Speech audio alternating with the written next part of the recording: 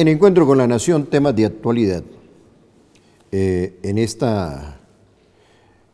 este diálogo, es un diálogo netamente académico, que necesariamente la academia no puede quedarse aislada de los temas de palpitante actualidad, y un tema de palpitante actualidad indudablemente lo constituye lo que está sucediendo hoy en el país. Estoy en medio de dos líderes conservadores, y les voy a decir por qué. A mi lado izquierdo tengo al doctor Horacio Gómez Aristizábal, presidente de lo que se considera el cerebro gris del Partido Conservador, el Centro de Estudios Colombiano. Y Centro de Estudios Colombiano, ¿quiénes han sido directores del mismo? Álvaro Gómez Hurtado, Misael Pastrana Borrero y el gran Rodrigo Llorente Martínez. Y a mi lado diestro tengo al doctor Rubén Darío Lizarralde, ministro, viceministro, ministro de Desarrollo, cuota conservadora. Fue ministro de Agricultura, yo diría cuota conservadora, pero no lo he conocido por el lado político, lo he conocido como dirigente gremial, como hombre al cual se le puede atribuir la siguiente frase: es un colombiano de acción que actúa con un pensamiento claro, y por eso lo hemos invitado en el día de hoy. Rubén Darío Lizarralde, fuera de ser académico, presidente gremial. Doctor Rubén Darío Lizarralde, están vendiendo una idea del oro verde, están vendiendo una idea de las energías alternativas. Hoy escuché una cuestión que se me hizo una defecio: energía gratis para la costa. Oiga, ¿será que habrá algún candidato que diga cosas coherentes como voy a disminuir el impuesto predial que nos metió Petro y que acabó con la clase, está acabando con la clase media en Bogotá?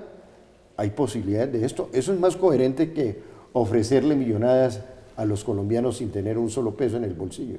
Bueno, Herney, en esta pregunta hay varias preguntas. ¿Y qué preguntas? Lo primero que tengo que decir en relación con el tema tributario es que este país no aguanta más impuestos. Las dos últimas reformas tributarias que se hicieron a nivel nacional ahuyentaron no solamente la inversión nacional, sino también la inversión extranjera. Nosotros, por ejemplo, en la Alianza del Pacífico, somos el país con mayores impuestos, de modo que si algún empresario quiere llegar a México, o a Perú, o a Chile, o a Colombia, pues escoge cualquiera de esos otros países antes que Colombia, porque tributariamente Colombia es un país tremendamente costoso. De modo que el capital, digámoslo con toda claridad, no tiene ni corazón ni patria, llega donde mejor lo tratan. Y nosotros necesitamos que llegue a Colombia, y necesitamos que llegue a Colombia porque necesitamos que genere empleo, y necesitamos que genere empleo formal. Pero aquí no puede haber empleo formal si los empresarios se quedaron sin espacio para poder trabajar mancomunadamente con el gobierno para hacer del empleo un empleo con todas las características que debe tener un empleo formal. El 49% de las personas que trabajan en este país son informales. Eso de que el desempleo en Colombia es el 9 punto algo por ciento, en realidad no es cierto. Y no es cierto porque trabajar un día, trabajar 3 días, trabajar 2 días y además sin seguridad social, pues no es tener empleo. Entonces aquí hay que hacer una reforma tributaria, no solamente desde el punto de vista de la nación, también desde el punto de vista urbano, para propiciar que los capitales regresen en forma al país. Una interpelación, doctor. Yo estoy de acuerdo con usted en eso de que el país no resiste más reformas tributarias por muchas razones.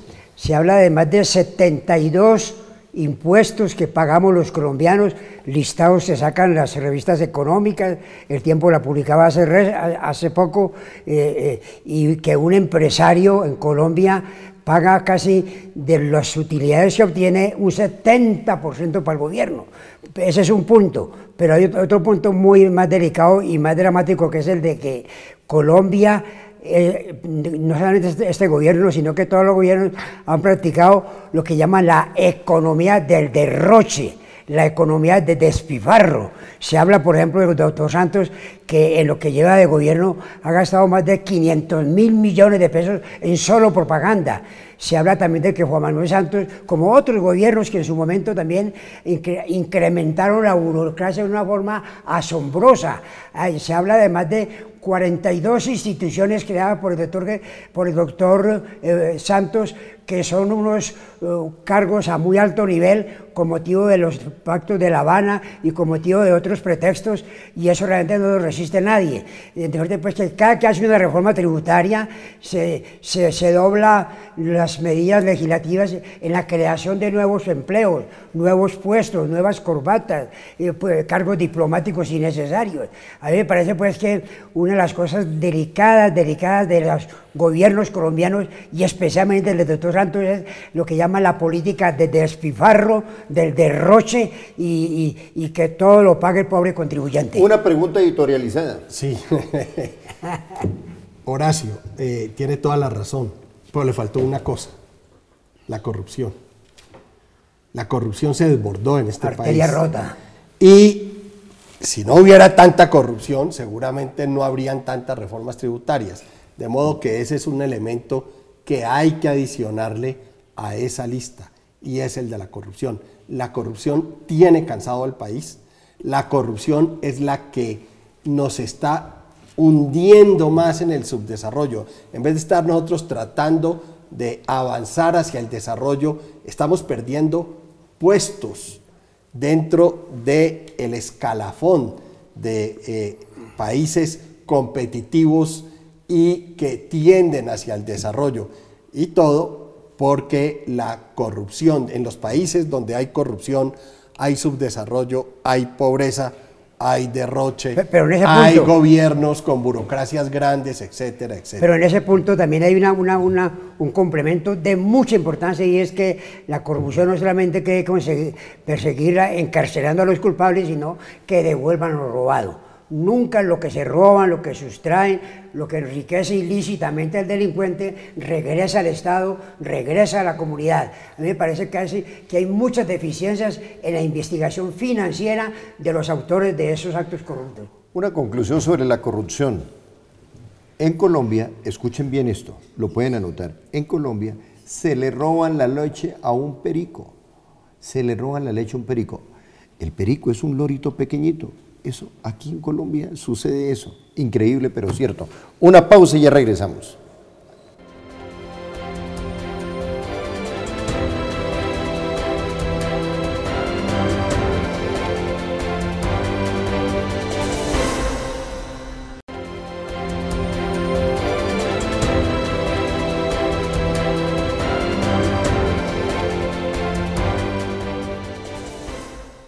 Y el antídoto para la corrupción, contra la corrupción, principios éticos. A usted el padre Giraldo le enseñó, sí que le enseñaba ética, ¿no? Oye, y ahora yo dije que lo había conocido en la academia, ¿no? Yo a este hombre lo conocí en una cancha de fútbol, porque jugábamos fútbol, y además, él en un equipo y yo en el otro, un equipo de javerianos y yo en el otro, en el de los no javerianos.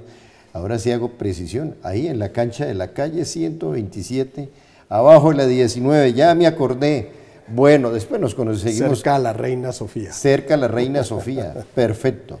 Le voy a dar un documento al doctor Rubén Darío, Principios éticos con responsabilidad social, de una conservadora, la doctora María del Pilar Serrano. Le hago entrega. Ahora sí a lo que venimos. Muchas gracias. Cuénteme la historia. Voy a volver, rotularon ya una cuestión, el oro negro, el oro verde, en contravía del oro negro. Petro dijo que, ¿para qué petróleo? Que lo que íbamos a hacer, él como anda con la idea de volver a Colombia una Venezuela, llegó y dijo que con la sola producción de aguacate íbamos a reemplazar el petróleo. Oiga, esa es una mentira de aquí a Plutón, de la Tierra a Plutón. ¿Usted cómo ve esa propuesta? A ver, a mí me parece muy importante que el candidato Petro hable del sector agrícola. ¿Diga mentiras? Ah, no. Hable del sector agrícola. Pero al sector agrícola se le ayuda con inversión, no se le ayuda con mentiras. Fíjese que sembrar, por ejemplo, 1 hectárea de cacao, o 1 hectárea de palma, o 1 hectárea de caucho, puede requerir una inversión entre 19 y 22 millones de pesos, 1 hectárea. Si son 10 hectáreas, pues son más o menos 190 o 210 millones de pesos.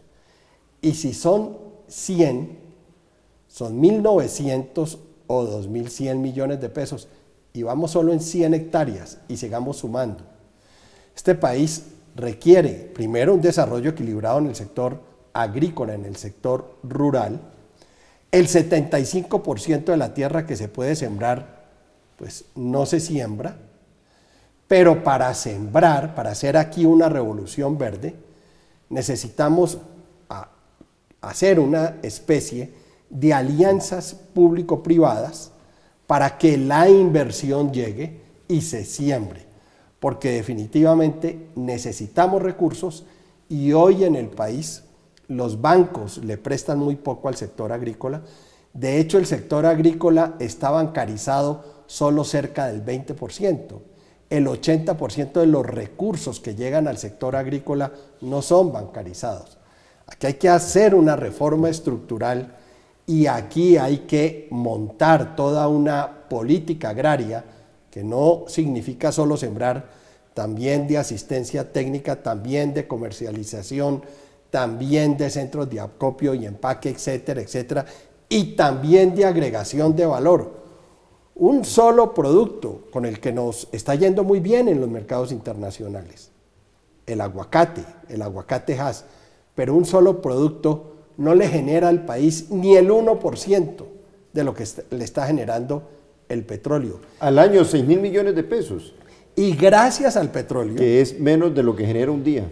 Bueno, y gracias al petróleo podemos nosotros no solamente haber fortalecido nuestro desarrollo económico y social, sino que nos ha permitido que muchos programas donde hemos logrado impactar comunidades extraordinariamente lejanas, hemos logrado también haberle dado un impulso importante al desarrollo de la infraestructura, se deben precisamente a los buenos precios del petróleo, y hay que decirlo con toda claridad y hay que reconocerlo, a los cambios legislativos que propició el presidente Uribe para que hubiéramos pasado de producir cerca de 300.000 barriles diarios a más de 1.000.000 barriles diarios.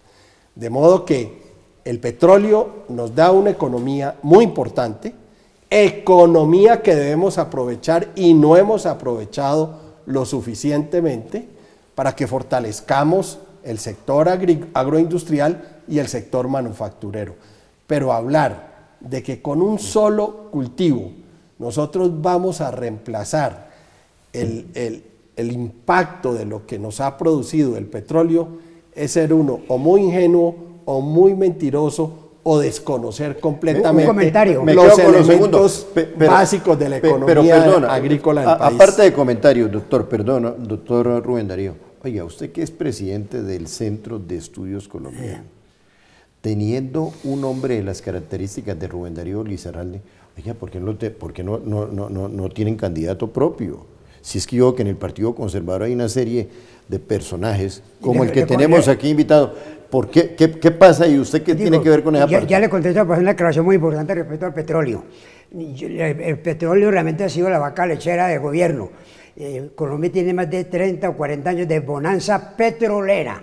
Yo acabo de venir del Ecuador, invitado por la Universidad Católica, a dictar unas conferencias y observé una cosa impresionante, y es que el Ecuador, que es un país con 18 millones de habitantes y con una bonanza petrolera muy inferior a la colombiana. En menos de 10 o 15 años ha pavimentado hasta los potreros, ha hecho las grandes hidroeléctricas de la región, ha tenido una prosperidad económica y Colombia no tiene una sola obra faraónica a base de petróleo. Todo se ha ido en despilfarro y en malos manejos o ha sido la caja menor del gobierno. ¿Qué opina, doctor, sobre ese punto? Y aparte de eso, hagamos pedagogía, que a los televidentes les fascina la pedagogía. Nos han vendido el cuento de que nuestro vecino Ecuador, integrante de la Gran Colombia, con el cual tenemos una frontera terrestre de 568 kilómetros, allí, por llamarse Ecuador, hay petróleo, y cuando es Colombia ya no hay petróleo. Lo mismo sucede con Venezuela. Tenemos una frontera terrestre de 2.219 kilómetros. Por ser Colombia, dice que no hay petróleo, pero ya cuando es Venezuela, sí hay petróleo. Pero démosle la explicación en 30 segundos, porque ya nos están diciendo que nos vamos a una pausa, al doctor Horacio. A ver, no, Horacio, tienes toda la razón, pero definitivamente aquí optaron, tanto el gobierno del presidente Santos como el gobierno del presidente Uribe, por hacer inversión en el tema social, fortalecer Familias en Acción, fortalecer el CISBEN y fortalecer el detrimento social en el que viven muchos colombianos para ayudarlos a salir de la pobreza extrema. Y la refinería de Cartagena. Personalmente yo tengo otra opinión. En vez de haber colocado esa plata ahí, debió haberse colocado en generación de empleo que genera un proceso de desarrollo que es sostenible y que definitivamente le podría dar al país una mayor generación de riqueza y de bienestar. Una pausa. Mencionó Cartagena, Reficar, sinónimo de corrupción. Ya regresamos.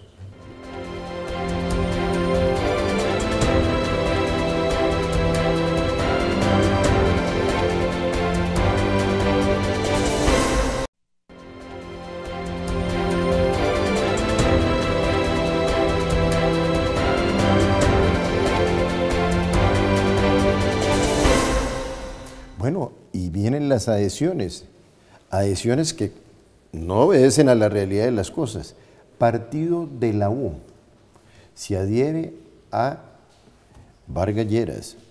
La verdad es otra. El señor Benedetti es uno de los puntales del partido de la U. Enemigo, denuncia a Vargas Lleras por corrupción. Los camareros, en un 80%, no están con Vargas Lleras, no están con Vargas Lleras, tiene un argumento muy válido. Cuando fue vicepresidente ni les pasaba el teléfono, vicepresidente manejando toda la plata en la infraestructura. Y hubo un comentario interesante, se cayó el puente de Bogotá a Villavicencio porque no le echaron cemento sino mermelada. Doctor Rubén Darío Lizarralde, rápidamente. Ahora nos encontramos con una situación que le pido nos lo explique en minuto 30 segundos. Candidatos por partido versus candidatos por firma. ¿Cómo es el asunto? Pues aquí en la reforma constitucional se estableció que las personas que no tenían partido, que no pertenecían a partido, pudieran, con firmas, pudieran presentarse a que el pueblo tuviera la opción de poder votar con ellas. Un caso típico el que se dio en años anteriores con el profesor Mocos. Pero resulta que eso se volvió una práctica. Y se volvió una práctica porque algunos utilizan ese mecanismo para poder tener publicidad anticipadamente y ganar en las encuestas respecto de los que no tienen esa posibilidad. También porque muchas personas perteneciendo a los partidos políticos prefirieron retirarse porque los partidos políticos dejaron de dar las grandes peleas ideológicas, doctrinarias, dejaron de plantear los grandes programas de desarrollo del país para dedicarse simplemente a negociar migajas que deja caer el gobierno cada 4 años. Entonces, lamentablemente, eso ha desfigurado la participación democrática y la representación de los partidos políticos en el proceso electoral. Entonces, en estos momentos, en el país hay muy poca claridad de quién pertenece a qué, y de verdad partidos políticos con una posición clara, firme, definida, también en estos momentos hay muy poquitos y lamentablemente los partidos tradicionales no forman parte de esos poquitos. Respuesta, 2 minutos y medio, se me pasó 1 minuto. Otra pregunta, ¿cuál es el plus de aquellos candidatos? Me encanta, soy feminista, todos saben que soy feminista. Me encanta aquellos candidatos que llevan como fórmula vicepresidencial a una mujer, o también me encanta aquella mujer que lleva como fórmula un hombre, un vicepresidente. ¿Cuál es el plus que tienen estas candidaturas frente a los candidatos que no la llevan? Yo creo que en ese tema sí no vamos a entrar en una pelea de géneros.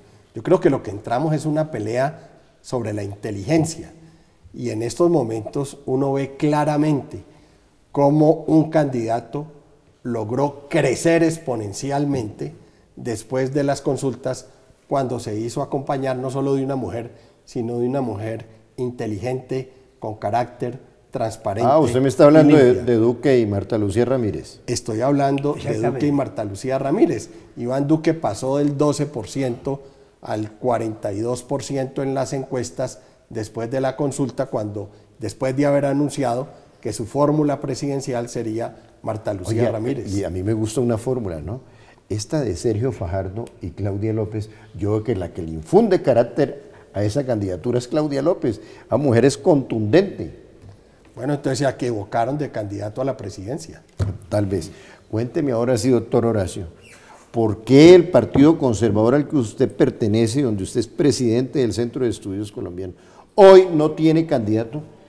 Y ahí le tengo, mire, un hombre que tiene el país metido en la cabeza, que maneja muy bien las finanzas, que maneja el sector primario de la economía.